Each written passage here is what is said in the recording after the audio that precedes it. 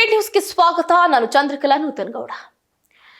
ಜಮೀರ್ಗೆ ಸಚಿವ ಸ್ಥಾನ ಮಿಸ್ ಆಯಿತು, ಮುಸ್ಲಿಮರ ಕಡೆಗಣನೆ ಅನ್ನುವಂತಹ ಸುದ್ದಿ ದೊಡ್ಡ ಮಟ್ಟದಲ್ಲಿ ಸೌಂಡ್ ಆಯಿತು. ಅಷ್ಟೇ ಅಲ್ಲದೆ ವಂದೇ ಮಾತರಂ ಕಡ್ಡಾಯಕ್ಕೆ ವಿರೋಧ, ರಾಷ್ಟ್ರವ್ಯಾಪಿ ಚಳವಳಿಗೆ ವೈಯಕ್ತಿಕ ಮಂಡಳಿ ಕರೆಯನ್ನ ಕೊಟ್ಟಿದೆ. ಎಸಡಿ ಒಂದು ಕಡೆ ಮುಸ್ಲಿಂ ಸಮುದಾಯದ ಸಾಮಾಜಿಕ ರಾಜಕೀಯ ಕಡೆಗಣನೆ ವಿರುದ್ಧ ಶೀಘ್ರದಲ್ಲೇ ರಾಷ್ಟ್ರವ್ಯಾಪಿ ಚಳವಳಿ ಪ್ರಾರಂಭಿಸುವುದಾಗಿ ಭಾರತೀಯ ಮುಸ್ಲಿಂ ವೈಯಕ್ತಿಕ ಕಾನೂನು ಮಂಡಳಿ ಪ್ರಕಟಣೆಯನ್ನ ಮಾಡಿದೆ. ನೋಡಿ, ಈ ಬಗ್ಗೆ ಸುದ್ದಿಗಾರರ ಜೊತೆಗೆ ಮಾತನಾಡಿದಂತಹ ಮಂಡಳಿಯ ವಕ್ತಾರ SQR ಇಲಿಯಾಸ್, ಬಿಜೆಪಿ ಆಡಳಿತ ಇರುವ ರಾಜ್ಯಗಳಲ್ಲಿ ಮುಸ್ಲಿಮರ ಮೇಲಿನ ಗುಂಪು ಹಿಂಸಾಚಾರ, ಬುಲ್ಡೋಸರ್ ಮೂಲಕ ಮನೆ, ಮಸೀದಿ, ಮದರಾಸಗಳ ಧ್ವಂಸ, ಮಧ್ಯಪ್ರದೇಶದ ಕಮಲ್ ಮೌಲಾ ಮಸೀದಿ ತೀರ್ಪಿನ ಬಗ್ಗೆ ತೀವ್ರ ಕಳವಳ ವ್ಯಕ್ತಪಡಿಸಿದ್ದಾರೆ. ಮುಸ್ಲಿಮರ ಸಾಂವಿಧಾನಿಕ ಹಕ್ಕುಗಳ ರಕ್ಷಣೆಗಾಗಿ ಮತ್ತು ದ್ವೇಷದ ರಾಜಕಾರಣದ ವಿರುದ್ಧ ಶಾಂತಿ ಪ್ರಿಯ ಪ್ರಜಾಪ್ರಭುತ್ವವಾದಿ ನಾಗರಿಕರನ್ನ ಒಟ್ಟುಗೂಡಿಸಿ ಜುಲೈ ಅಂತ್ಯದ ವೇಳೆಗೆ ಬೃಹತ್ ಚಳವಳಿ ಆರಂಭಿಸುವುದಾಗಿ ತಿಳಿಸಿದ್ದಾರೆ. ಇನ್ನು ಬಿಜೆಪಿ ಆಡಳಿತದ ರಾಜ್ಯಗಳಲ್ಲಿ ಮುಸ್ಲಿಮರ ವಿರುದ್ಧ ಗುಂಪು ಹಿಂಸಾಚಾರ, ಮಸೀದಿ, ಮದರಾಸಗಳ ಧ್ವಂಸ, ಬುಲ್ಡೋಸರ್ ಕಾರ್ಯಾಚರಣೆಗಳು, ವಂದೇ ಮಾತರಂ ಕಡ್ಡಾಯಗೊಳಿಸುವ ಪ್ರಯತ್ನಗಳು ಹಾಗೆ ಏಕರೂಪ ನಾಗರಿಕ ಸಂಹಿತೆ ಅಂದ್ರೆ UCC ಜಾರಿಗೆ ಸಂಬಂಧಿತ ಬೆಳವಣಿಗೆಗಳ ವಿರುದ್ಧ ರಾಷ್ಟ್ರವ್ಯಾಪಿ ಚಳುವಳಿ ಹಮ್ಮಿಕೊಳ್ಳುವುದಕ್ಕೆ ಅಖಿಲ ಭಾರತ ಮುಸ್ಲಿಂ ವೈಯಕ್ತಿಕ ಕಾನೂನು ಮಂಡಳಿ ಅಂದ್ರೆ AIMPLB ನಿರ್ಧಾರವನ್ನ ಕೈಗೊಂಡಿದೆ ಎನ್ನಲಾಗ್ತಾ ಇದೆ. ಅಷ್ಟೇ ಅಲ್ಲದೆ ನೋಡಿ, ಮುಸ್ಲಿಮರ ಹಕ್ಕುಗಳ ಉಲ್ಲಂಘನೆ ಆಗ್ತಾ ಇದೆಯಂತೆ.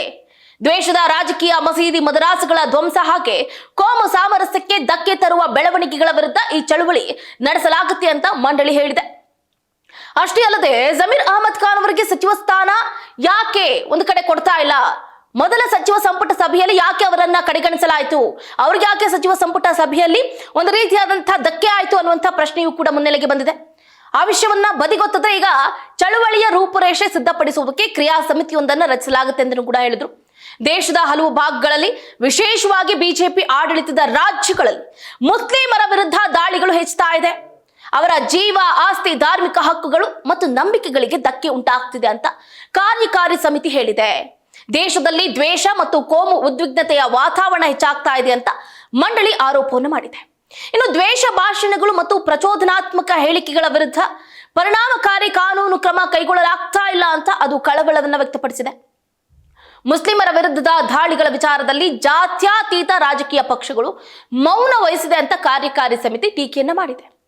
ಮುಸ್ಲಿಮರನ್ನ ಕೇವಲ ಮತ ಬ್ಯಾಂಕ್ ದೃಷ್ಟಿಯಿಂದ ನೋಡಲಾಗ್ತಾ ಇದೆ ಅಂತ ಪ್ರಶ್ನೆಯನ್ನ ಮಾಡಿದ್ರು. ಇನ್ನು ಮುಸ್ಲಿಂ ಸಮುದಾಯದ ಸ್ಥಿತಿ ಮತ್ತು ಹಕ್ಕುಗಳ ಉಲ್ಲಂಘನೆ ಕುರಿತು ಸಮಗ್ರ ವರದಿಯೊಂದನ್ನ ಪ್ರಕಟಣೆ ಮಾಡೋದಕ್ಕೆ ಮಂಡಳಿ ನಿರ್ಧರಿಸಿದೆ. ಇಂತಹ ಬೆಳವಣಿಗೆಗಳು ದೇಶದ ಪ್ರಜಾಪ್ರಭುತ್ವ ವ್ಯವಸ್ಥೆ ಮತ್ತು ಸಾಮಾಜಿಕ ಸಾಮರಸ್ಯದ ಮೇಲೂ ಪರಿಣಾಮ ಬೀರುತ್ತೆ ಅಂತ ಅಭಿಪ್ರಾಯವನ್ನ ವ್ಯಕ್ತಪಡಿಸಿದ್ದಾರೆ. ನೋಡಿ, ಬೋಜ್ಮಾಲ್ ತೀರ್ಪು ಪ್ರಶ್ನೆ. ಕಮಲ್ ಮೌಲಾ ಮಸೀದಿ ಬೋಜ್ಮಾಲ ಪ್ರಕರಣಕ್ಕೆ ಸಂಬಂಧಪಟ್ಟಂತೆ ಮಧ್ಯಪ್ರದೇಶ ಹೈಕೋರ್ಟ್ ಇತ್ತೀಚಿನ ತೀರ್ಪಿನ ಬಗ್ಗೆ ಕಾರ್ಯಕಾರಿ ಸಮಿತಿ ಕಳವಳವನ್ನು ವ್ಯಕ್ತಪಡಿಸಿದೆ. ಈ ತೀರ್ಪು ಐತಿಹಾಸಿಕ ದಾಖಲೆಗಳು ಮತ್ತು ದೀರ್ಘಕಾಲದ ಆರಾಧನಾ ಸಂಪ್ರದಾಯಗಳಿಗೆ ವಿರುದ್ಧವಾಗಿದೆ ಅಂತಲೂ ಕೂಡ ಮಂಡಳಿ ಆರೋಪವನ್ನು ಮಾಡಿದೆ.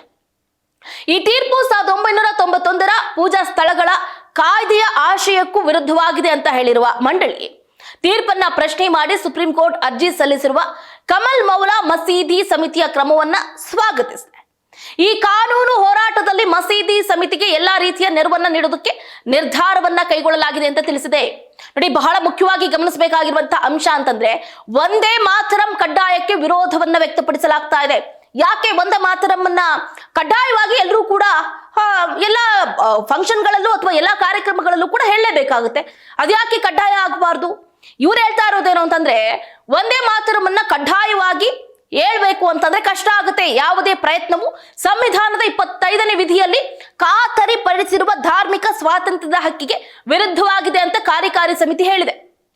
ಇನ್ನು ಕೇಂದ್ರ ಸರ್ಕಾರ ಸಂಸತ್ತಿನ ಮೂಲಕ ಎಲ್ಲಾ ನಾಗರಿಕರು ಅಥವಾ ಶಾಲಾ ವಿದ್ಯಾರ್ಥಿಗಳಿಗೆ ವಂದೇ ಮಾತರಂ ಕಡ್ಡಾಯಗೊಳಿಸುವ ಯಾವುದೇ ಕ್ರಮವನ್ನ ಕೈಗೊಂಡ್ರೆ ಅದರ ವಿರುದ್ಧ ನ್ಯಾಯಾಲಯದ ಮೊರೆ ಹೋಗಲಾಗುತ್ತೆ ಅಂತಲೂ ಕೂಡ ಮಂಡಳಿ ಸ್ಪಷ್ಟತೆಯನ್ನ ನೀಡಿದೆ. ಅಷ್ಟೇ ಅಲ್ಲದೆ ಪಶ್ಚಿಮ ಬಂಗಾಳ ಸರ್ಕಾರವು ಶಾಲೆಗಳು ಹಾಗೆ ಸರ್ಕಾರಿ ಅನುದಾನಿತ ಮತ್ತು ಮಾನ್ಯತೆ ಪಡೆದ ಮದರಾಸಗಳಲ್ಲಿ ವಂದೇ ಮಾತರಂ ಕಡ್ಡಾಯಗೊಳಿಸಿರುವ ನಿರ್ಧಾರವು ಮೂಲಭೂತ ಹಕ್ಕುಗಳ ಉಲ್ಲಂಘನೆಯಾಗಿದೆ. ಬಿಜೋ ಇಮ್ಯಾನ್ಯುಯಲ್ ವರ್ಸಸ್ ಕೇರಳ ರಾಜ್ಯ ಪ್ರಕರಣದಲ್ಲೂ ಕೂಡ ಸುಪ್ರೀಂ ಕೋರ್ಟ್ ನೀಡಿದ ಐತಿಹಾಸಿಕ ತೀರ್ಪಿಗೂ ವಿರುದ್ಧವಾಗಿದೆ ಅಂತ ಕಾರ್ಯಕಾರಿ ಸಮಿತಿ ಅಭಿಪ್ರಾಯವನ್ನ ವ್ಯಕ್ತಪಡಿಸಿದೆ. ಈ ನಿರ್ಧಾರವನ್ನ ತಕ್ಷಣ ಹಿಂಪಡಿಬೇಕು ಅಂತ ಒತ್ತಾಯವನ್ನ ಕೈಗೊಂಡಿದೆ. ಇನ್ನು ಮದ್ರಾಸುಗಳಲ್ಲಿ ವಂದೇ ಮಾತರಂ ಹಾಡುವುದನ್ನ ಕಡ್ಡಾಯಗೊಳಿಸುವ ಸರ್ಕಾರದ ನಿರ್ದೇಶನಕ್ಕೆ ತಡೆ ನೀಡಿರುವ ಕಲ್ಕತ್ತಾ ಹೈಕೋರ್ಟ್ ಮಧ್ಯಂತರ ಆದೇಶವನ್ನ ಮಂಡಳಿ ಸ್ವಾಗತಿಸಿದೆ. ಅಲ್ಪಸಂಖ್ಯಾತ ಸಮುದಾಯದ ಧಾರ್ಮಿಕ ನಂಬಿಕೆಗಳು ಮತ್ತು ಭಾವನೆಗಳನ್ನ ಕಡೆಗಣಿಸಿ ಇಂತಹ ಕ್ರಮಗಳನ್ನ ಜಾರಿಗೊಳಿಸುವುದಿಲ್ಲ ಅಂತಲೂ ಕೂಡ ನ್ಯಾಯಾಲಯವು ಪ್ರಾಥಮಿಕ ಹಂತದಲ್ಲೇ ಸ್ಪಷ್ಟಪಡಿಸಿದೆ ಅಂತ ಹೇಳಿದ್ರು. ಇನ್ನು ವಂದೇ ಮಾತರಂ ಹಾಡಿನ ಕೆಲವು ಭಾಗಗಳು ತೌಹೀದ್ ಅಂದ್ರೆ ದೇವರ ಏಕತ್ವ ಕುರಿತು ಇಸ್ಲಾಮಿಕ್ ನಂಬಿಕೆಗೆ ವಿರುದ್ಧವಾಗಿದೆ. ಆದ್ದರಿಂದ ಅದನ್ನ ಪಠಿಸುವುದಕ್ಕೆ ಇಸ್ಲಾಂ ಕಾನೂನಿನಲ್ಲಿ ಅವಕಾಶ ಇಲ್ಲ ಅಂತ ಕಾರ್ಯಕಾರಿ ಸಮಿತಿ ಪುನರ್ ಉಚ್ಚರಿಸಿದೆ. ಸಹಿಷ್ಣುತೆ ಅಥವಾ ದೇಶಭಕ್ತಿಯ ಹೆಸರಲ್ಲಿ ಮುಸ್ಲಿಮರು ತಮ್ಮ ಧಾರ್ಮಿಕ ನಂಬಿಕೆಗಳಲ್ಲಿ ರಾಜಿ ಮಾಡ್ಕೊಳ್ಬಾರ್ದು ಅಂತಲೂ ಕೂಡ ಮಂಡಳಿ ಮನವಿಯನ್ನ ಮಾಡಿದೆ. ಸೊ ಹಾಗಾಗಿ ಒಂದು ಕಡೆ ಏನು ಅಂತಂದ್ರೆ ನೋಡಿ, ಮುಸ್ಲಿಮರನ್ನ ಬರೀ ಓಟಿಗಾಗಿ ಯೂಸ್ ಮಾಡ್ಕೊಳ್ತಾ ಇದ್ದೀರಾ, ಯೂಸ್ ಅಂಡ್ ಥ್ರೋ ಮಾಡ್ಕೊಳ್ತಾ ಇದ್ದೀರಾ. ಇಷ್ಟು ಬಿಟ್ರೆ ನಮ್ಗೆ ಯಾವುದೇ ರೀತಿಯಾದಂತಹ ಒಂದು ಅಂದ್ರೆ ನಮ್ಮ ಪರವಾಗಿ ಸರ್ಕಾರ ಇದೆ ಅಥವಾ ನಮ್ಮ ಜೊತೆಯಲ್ಲಿ ಹೆಜ್ಜೆ ಆಗ್ತಾ ಇದ್ದಾರೆ ಅಂತ ನಮ್ಮೆಲ್ಲರಿಗೂ ಕೂಡ ಅನಿಸ್ತಾ ಇಲ್ಲ ಅಂತ SQR ಇಲಿಯಾಸ್ ಅವರು ಹೇಳ್ತಾರೆ. ಅಷ್ಟೇ ಅಲ್ಲದೆ ಜಮೀರ್ ಅಹಮದ್ ಖಾನ್ ಅವರಿಗೆ ಒಂದು ರೀತಿಯಾದಂತಹ ಅನ್ಯಾಯ ಆಗ್ತಾ ಇದೆ, ಸಚಿವ ಸ್ಥಾನ ಮಿಸ್ ಆಗಬಾರ್ದು ಯಾವುದೇ ಕಾರಣಕ್ಕೂ ಕೂಡ. ಇಫ್ ಇನ್ ಕೇಸ್ ಏನಾದ್ರೂ ಆ ತರ ಮಿಸ್ ಆಯ್ತು ಅಂತಂದ್ರೆ ನಾವು ರಾಷ್ಟ್ರ ವ್ಯಾಪಿ ಚಳವಳಿಯನ್ನ ಕೈಗೊಳ್ತೀವಿ ಅಂತಲೂ ಕೂಡ ಹೇಳಿದ್ದಾರೆ. ಸೊ ಹಾಗಾಗಿ ಅಷ್ಟೇ ಅಲ್ಲದೆ ನೋಡಿ, ಮುಖ್ಯವಾಗಿ ಈ ವಂದೇ ಮಾತರಂ ಕಡ್ಡಾಯ ಆಗಬಾರ್ದು, ಅದಕ್ಕೆ ನಾವು ವಿರೋಧವನ್ನ ವ್ಯಕ್ತಪಡಿಸ್ತೀವಿ ಅನ್ನುವಂತಹ ಹೇಳಿಕೆ ಕೂಡ ದೊಡ್ಡ ಮಟ್ಟದಲ್ಲಿ ಸೌಂಡ್ ಆಗ್ತಾ ಇರುವಂತದ್ದು. ಈ ವಿಷಯಕ್ಕೆ ಸಂಬಂಧಪಟ್ಟಂತೆ ವಂದೇ ಮಾತರಂ ಆಗಿರ್ಬೋದು ಅಥವಾ ಜಮೀರ್ ಅಹಮದ್ ಖಾನ್ ಅವರಿಗೆ ಸಚಿವ ಸ್ಥಾನ ಸಿಗದೆ ಇರೋದಕ್ಕಾಗಿರ್ಬೋದು, ರಾಷ್ಟ್ರವ್ಯಾಪಿ ಚಳುವಳಿಯನ್ನ ಕೈಗೊಳ್ಳೋದಕ್ಕೆ ಯಾಕೆ ಇಷ್ಟು ಒತ್ತು ಕೊಡ್ತಾ ಇದ್ದಾರೆ, ಇದೆಷ್ಟು ಮಟ್ಟಿಗೆ ಸರಿ ಅನ್ನೋದನ್ನ ನೀವು ಕೂಡ ಕಾಮೆಂಟ್ ಮೂಲಕ ತಿಳಿಸಬಹುದಾಗಿದೆ. ಇದಾಗಿತ್ತು ಇವರೆಗಿನ ಅಪ್ಡೇಟ್. ನೋಡ್ತಾ ಇರಿ ಸ್ಪೀಡ್ ನ್ಯೂಸ್, ಸುದ್ದಿ ನಿಮ್ಮದು, ವೇಗ ನಮ್ಮದು.